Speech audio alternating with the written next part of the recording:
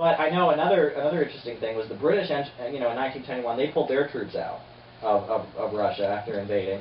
And there's a famous quote from the leader of the British Army, which was General Lloyd George.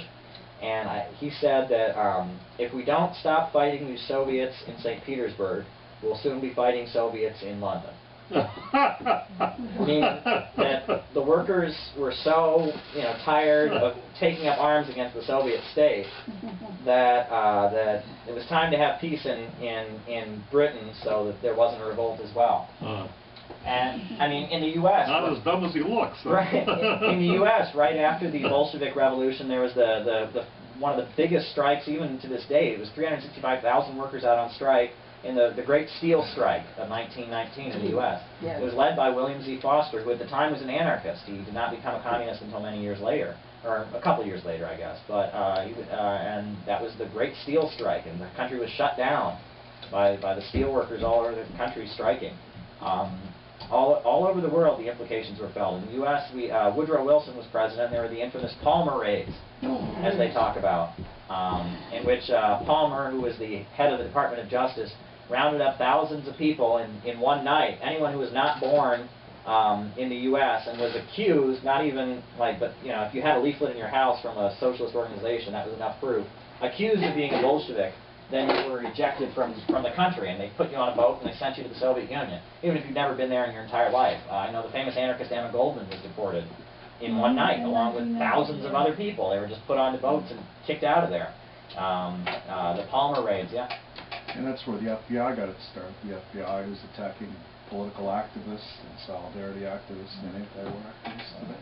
Well, yeah, just 2 weeks ago, the FBI raided the homes of the leaders of the Freedom Road Socialist Organization, and they were being forced to testify, and they took 30 boxes out of their houses of items, and they're going to be spending, they call it a fishing expedition.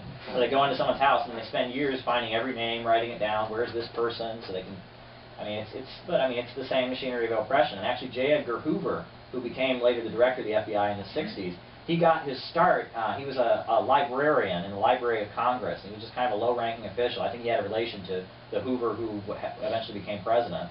And he was just kind of a low-ranking official, but he made his career because he was a good speaker, and so he gave some big talk, some seminar on the evils of communism, and these Bolsheviks who had just taken power, and he gave this great, oration about the evils of the Reds, and that got him a job at the FBI, and so that was the start of his career, as he found out how to, scare everyone about the commies. I've heard him speak. He was not a great orator. It was then, I guess. Well, maybe in an earlier life, I don't know. Well, I think he was... Nepotism, no doubt. It's not maybe a question of oratory, but just being the point man at the vanguard of that I can believe. Particular right.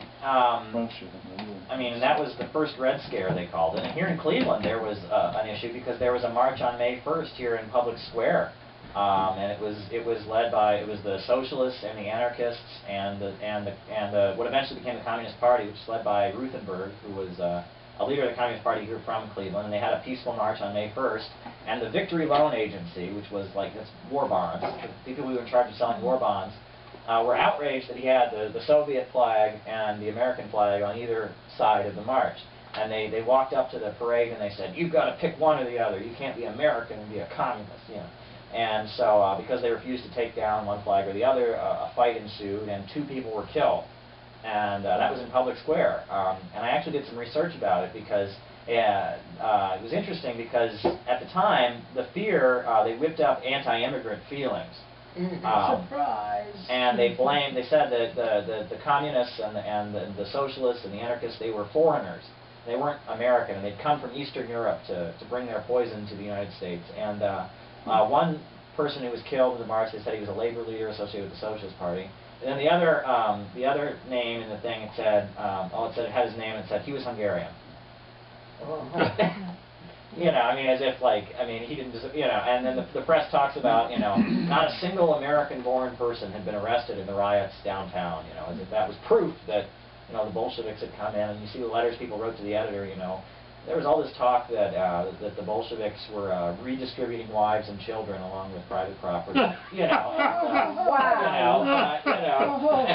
And there was also on early propaganda, this has been around, and you know, some of these, you know, neo-Nazi elements still preach this, but a lot of, in the U.S. press, they preached that Bolshevik Party was a Jewish dictatorship, that the Jews had just took over under the guise of communism, and it was all laid out in the protocols of the Elders of Zion, and that was, pamphlets like that were distributed by the Ku Klux Klan and by the American Legion, saying that there's no Bolshevik government, there's just a Jewish dictatorship in Russia.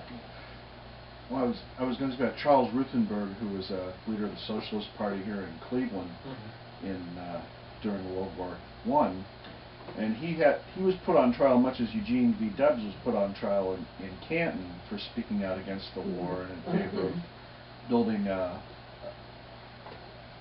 bringing the labor movement into to build a real anti-war movement and not just a draft resistance movement. And Ruthenberg was one of the American communists who helped build the early years of the Communist International. He's buried in the Kremlin. Along with John Reed, who wrote 10 Days That Shook the World, and he was there at the time of the Bolshevik Revolution. And there's a movie starring Warren Beatty all about John Reed's life. It's called Red. Red. Some people think the movie is sympathetic, others don't think so. So it's kind of very interesting. good. Yeah.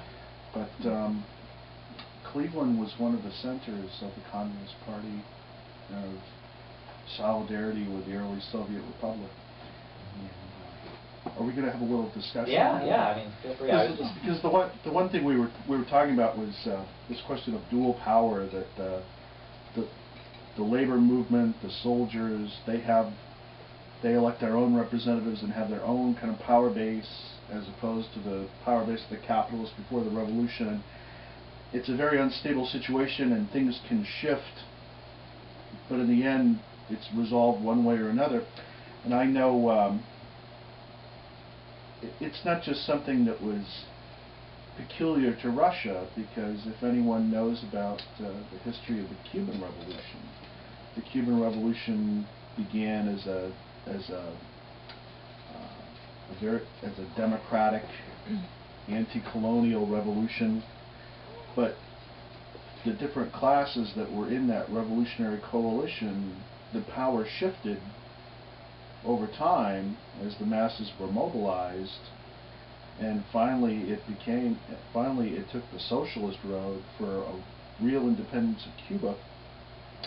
And if any of you were politically active in the late 70s and early 80s, you remember the tremendous impact of the Nicaraguan Revolution, which, just as the Cuban Revolution was verification that the Russian Revolution was not some isolated incident that could only happen in one country at one time, the Nicaraguan Revolution was verification that the Cuban Revolution wasn't just some eccentric event that could only happen in one time for a variety of reasons and could never be repeated. That these revolutionary struggles and victories and breakthroughs are repeated over and over again in history, when the leadership is there and keeps its eyes on the rank and file, and an alliance of the exploited producers in the city and the countryside.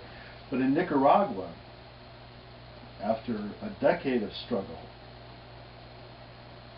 the revolutionary leadership didn't move forward to deepen the mobilizations and deepen the anti-capitalist cause of the revolution. And that revolution, like the earlier Algerian revolution, was defeated, went down to defeat.